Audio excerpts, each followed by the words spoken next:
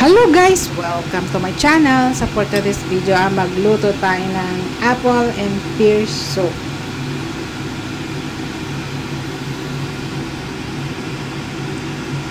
So, meron tayong ingredients.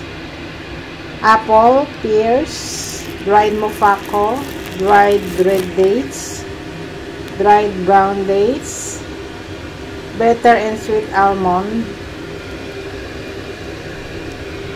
and white fungus. Siyempre maglagay tayo ng pork bone. So i-chop natin yung mga apple and pears and tanggalin natin yung mga seeds. So pwede rin siyang i-chop ng medyo maliliit.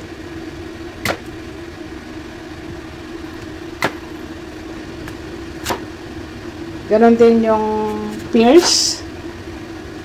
Tanggalin lahat ng seeds.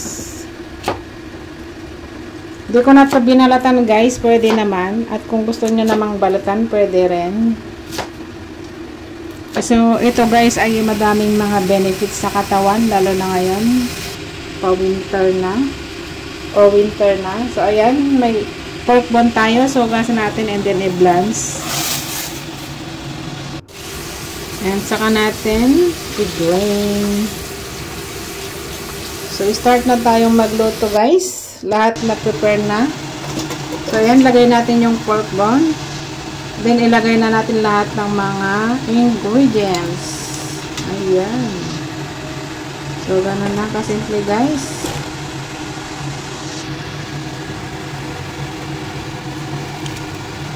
Ayun. Then, dagdagan natin ng konting salt. Yung white fungus, later na natin ilagay. Kasi madali lang yun maluto.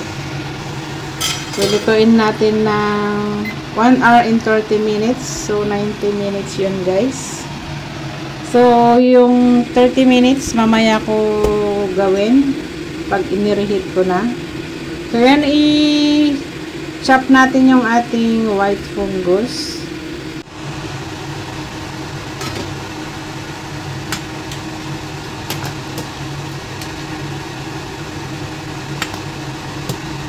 Masarap to guys, sobrang tamis at saka manlasa.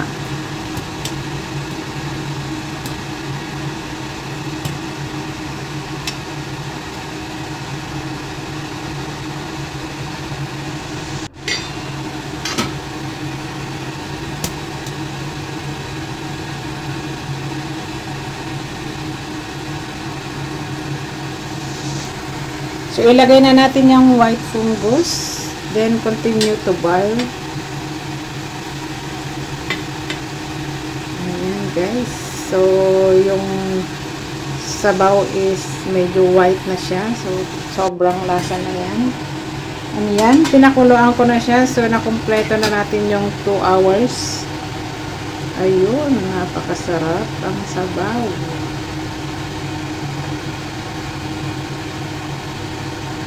Maglagay na tayo dun sa maliit na bowl.